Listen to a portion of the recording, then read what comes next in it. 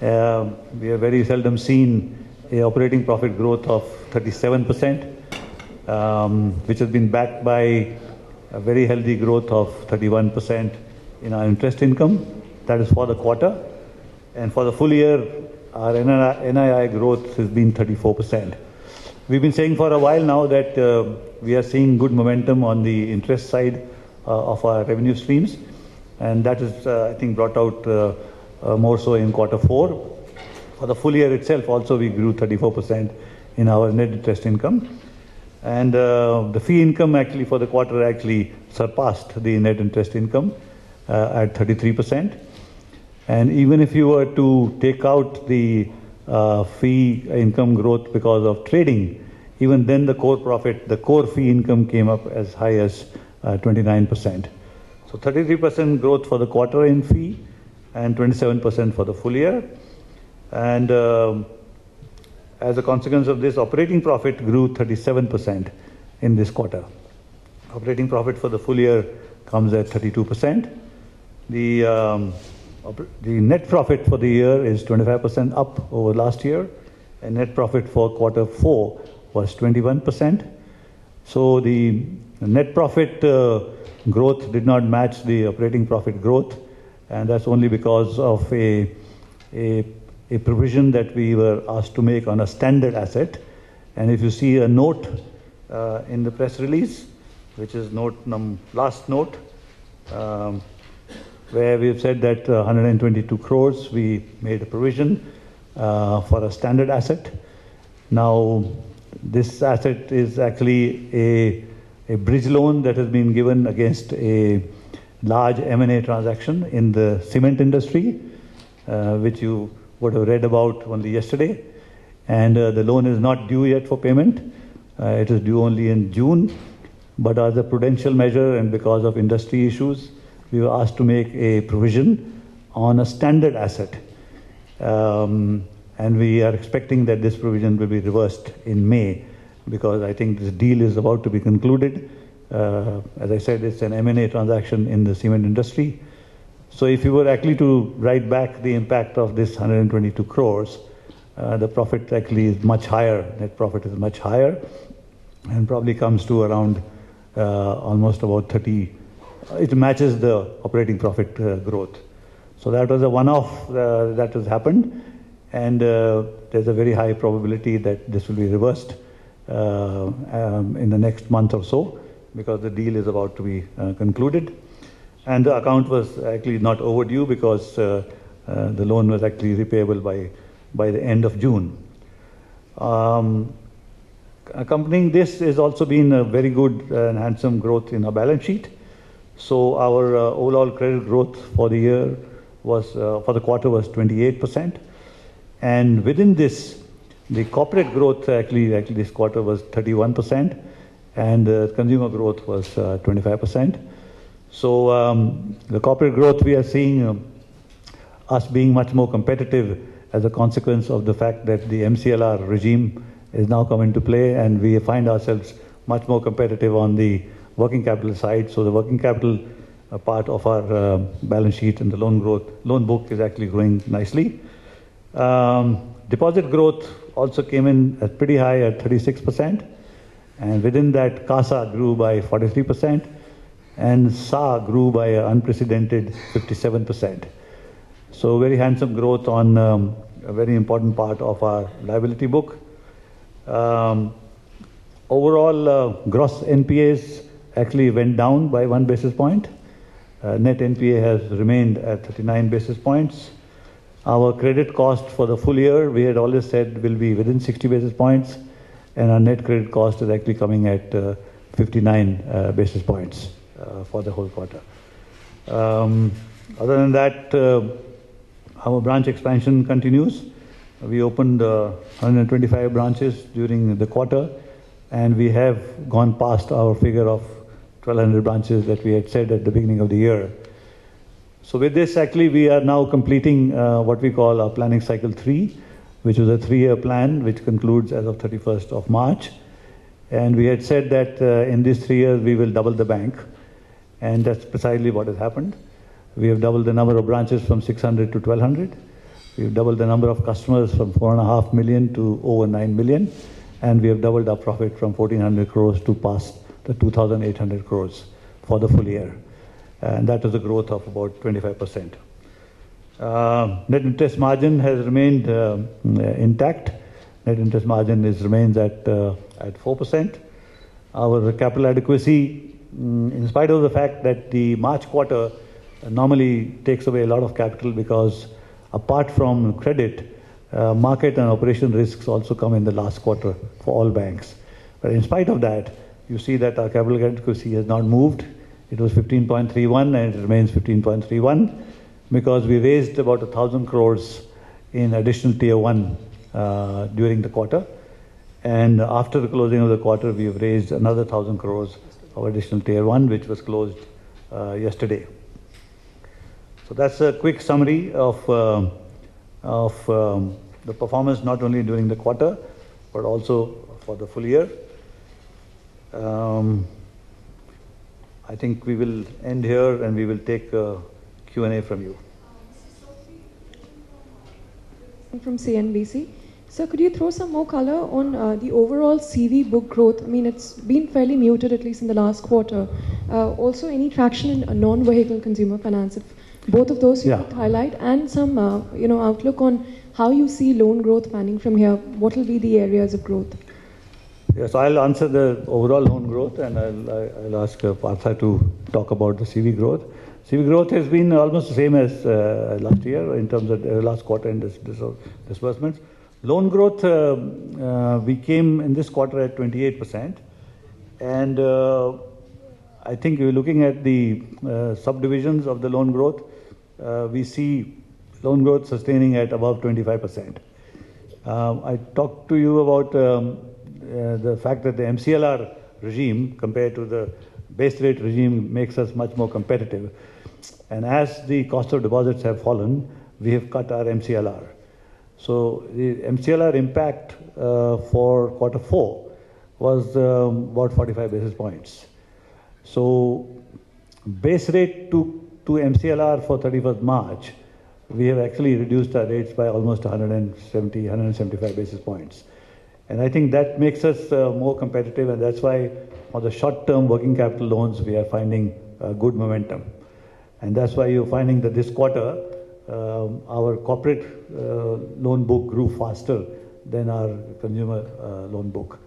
So looking forward, I think we do see a mid-20s growth on the overall loan book. Vehicle financing, I'll ask Partha, can you comment?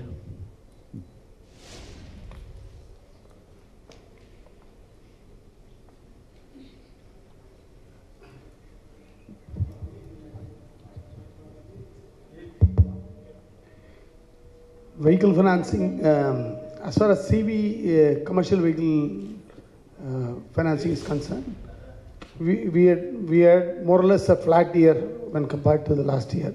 We grew hardly by about 4% over the previous year. There are a lot of issues which happened during the current year. A, in terms of demonetization. 2, also in conversion of BS3 and BS4. And there was also a Supreme Court decision which came on 29th. And we applied our brakes on that particular date and then did not participate in the last few days of invoicing and consequential the sale made. As a result, we would have lost something like about 1 or 2% in terms of market share. But overall, this year has been a fairly testing year for the commercial vehicle industry. And the industry also remained flat in the sense that last year was about 300,000 vehicles of commercial vehicles. This year also it is about 300,000 vehicles. It's hardly, I mean, we in comparison to the industry, we are in the same position. Okay. What are your next? So also non-vehicle consumer and CV, both you've answered CV. Yeah. Non-vehicle consumer. Non-vehicle. Yeah, that's.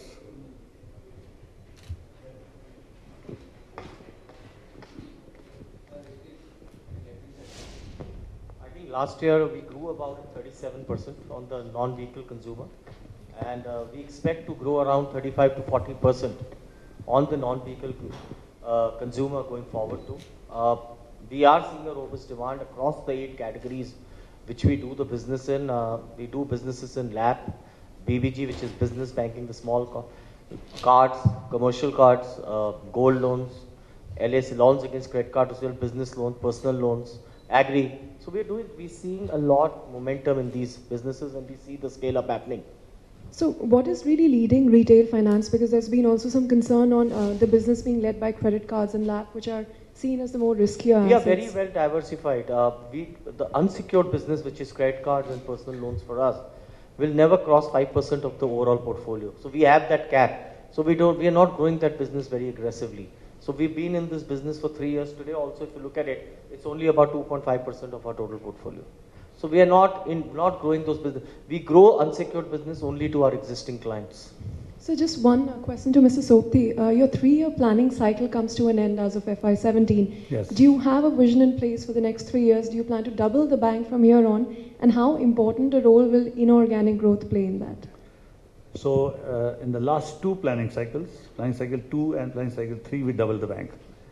Right, 11 to 14 it doubled, and 14 to 17 it doubled. We have presented to our board, and we are going to articulate in the investor meeting. After this meeting, we have an investor conference.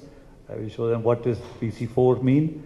And PC4, to summarize, we want to double the bank again, right? And doubling the bank in terms of our branch network, in terms of well, not necessarily the branch network. We probably go to about 2,000 branches, but certainly in terms of a customer base, we have 9.5 million customers. We expect 20 million customers by the end of planning cycle 4, which is March of 2020. And we also expect that the profits will double again. What will fuel this is, I think, 5 or 6 or 7 odd initiatives, and most of it is built on organic growth. So there is no play that we have built in on inorganic growth. In planning cycle 3, which we just finished, there were 2 small acquisitions. Both of them have paid off very handsomely. One was the diamond book that we bought. That book has grown actually 30%, and there's 0 delinquencies for the last 6 years in that particular book. We also announced the merger of the purchase of the professional clearing membership, the ISSL, which is the infrastructure leasing and finance company subsidiary. That has a 20% market share in the professional clearing membership. We announced that, about a month ago? So we are awaiting regulatory approvals for that. That really positions us nicely in the capital markets, especially on the clearing and settlement businesses, which was a missing link, another thing. So those are small sort of acquisitions. We don't rule out acquisitions or portfolios of this nature, but the doubling that we are talking about is devoid of any inorganic play. Will you only be looking at portfolio acquisitions then, and not, for instance, an NBFC or an MFI or a bank? Are you ruling that out? No, we don't. So you look at the whole spectrum, right? But whatever makes sense to you in terms of being ROE and earnings accretion on day 1 makes sense to us. Does Bharat Financial make sense for you, since there's been a lot of talk around your merger with them? I can only tell you that microfinance makes sense to us, right? Microfinance does make sense to us in spite of whatever you see. I think microfinance is sustainable livelihood business. It generates livelihoods. We like lending to livelihoods. Are you still interested in acquiring SKS Microfinance, Bharat Financial? No, I think that question will never get an answer. Mr. Sopti, just want I think there was this lady who raised her hand just before you. Just said, okay. Good afternoon, I'm Neha Bothra from ET Now. You did mention that microfinance is an interesting option for you. We have been hearing a lot about Bharat Financial and your interest in the same. You have kept it very open-ended, but could you overall give us an indication as to what progress you're making as far as evaluating inorganic growth options is concerned? No, it's a continuous process. And it's not just microfinance. For instance, when everybody is talking about microfinance, we went and acquired the professional clearing membership businesses, which nobody talked about, right? So we are assessing all these things. They've got to make sense to us. We don't do purchases because we want to be on page 1 of a particular newspaper. that lasts for 15 minutes. So what are the strategic fits right now that would be most attractive to IndusInd Bank? I'll give you some generics. Our whole play on the inorganic side is driven by a couple of considerations. Does the acquisition bring either specialization or domain leadership? Then only it makes sense to us. Just to buy assets for the sake of asset growth is not an issue, because we are growing at 27, 28%. That's more than enough for us. So does it bring either specialization or domain leadership? Very clearly. So when we acquired the diamond financing businesses, it gave us domain leadership. We become the number one financial thing, right? When we acquired the credit card businesses of Deutsche Bank, it gave us specialization. Specialization or domain leadership. That's number one. The second criteria that must fit in is that, is it accretive to my ROE, ROA and earnings on day one? On day one, it should be accretive. So you can't make presumptions that in 18 months' time, through synergies, I will do this, I will do that. It should be accretive to you on day. If this fits the bill, then only we will go and look at it more closely. So moving on from this area, just to understand qualitatively, we are close to 6 months of demonetization now. Could you help us understand the extent of the impact, some more clarity on it, because we are close to 6 months and we have a better picture of the entire scenario? And how does your SMA2 book stand at this time, considering you do have significant retail exposure, particularly to the segments we discussed? Actually, you should now be talking about the impact of remonetization, because remonetization is now playing out in Q1. You'll see remonetization, because the economy has remonetized. So what are the changes in business model that happened? But let's go back to demonetization. Demonetization impacts were seen in the early days on certain businesses where cash dominated, right? So cash did dominate areas like microfinance, some areas of vehicle financing and things like that. People have to figure out. That very quickly went away, except for some few hotspots in the microfinance sector. And there was a V-shaped recovery that we saw in terms of collections. Collections are now, in most areas, back to the 95, 98%, except for some hotspots where they are about 70, 75%, which there's a lag, I think. So there was some impact earlier. The longer impact which went through in Q4 as well was on the disbursements, only in these areas. The corporate part of the book did not see any impact. And there's a lot of conjecture going on whether SMEs got impacted and things like that. We have not seen any so far. So how I think people are adjusting their business models. At this point, what does the SMA2 book stand at this point? SMA2 book you will never know, but SMA book has not moved. We are amongst the lowest SMA2 books in the industry. And over these 3 quarters, it's not moved at all. So there has not been any blip in terms of the SMA2 book. Also, as we end the financial year, what has been the value of assets that you've sold to ARCs? Did you see a pickup in momentum this quarter? Yeah. So our ARC book now stands, the SR book now stands at 37 basis points? 37 basis points. 31 basis points. 31 basis points. And our restructured book stands at about 37 basis points. So it's still a very small book. 2 loans. It's shown in the investor presentation, 190 crores.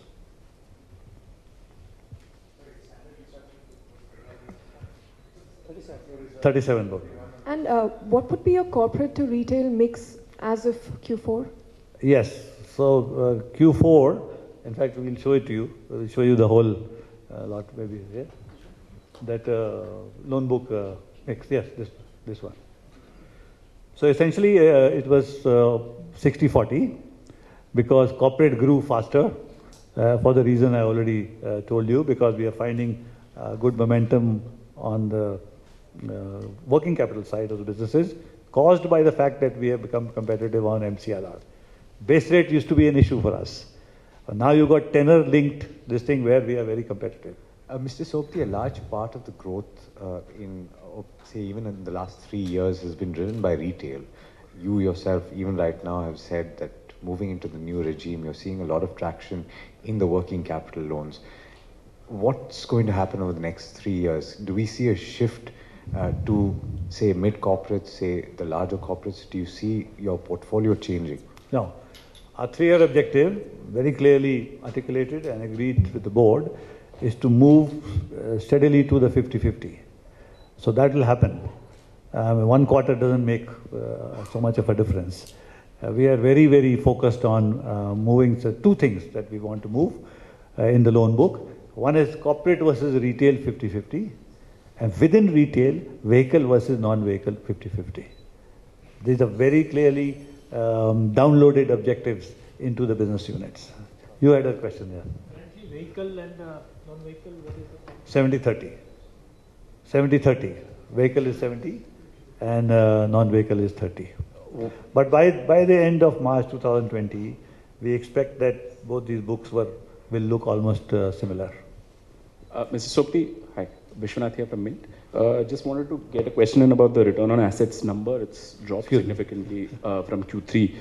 Also, here you're mentioning about the business banking group there at the corner, how it's managed by the consumer banking division. But are you planning to get it out? So we show you both the ways. You know, the point is, the S of SME is really retail. And actually it's being managed by the consumer bank. The consumer bank head manages that. But traditionally it has been reported in corporate. So we haven't changed the reporting. So that's why we're showing you both. Even BBG as part of retail, in which case retail goes up to 48%. But that's just a cosmetic this thing because it's managed by them. But traditionally we have shown you BBG as part of our corporate book. Okay.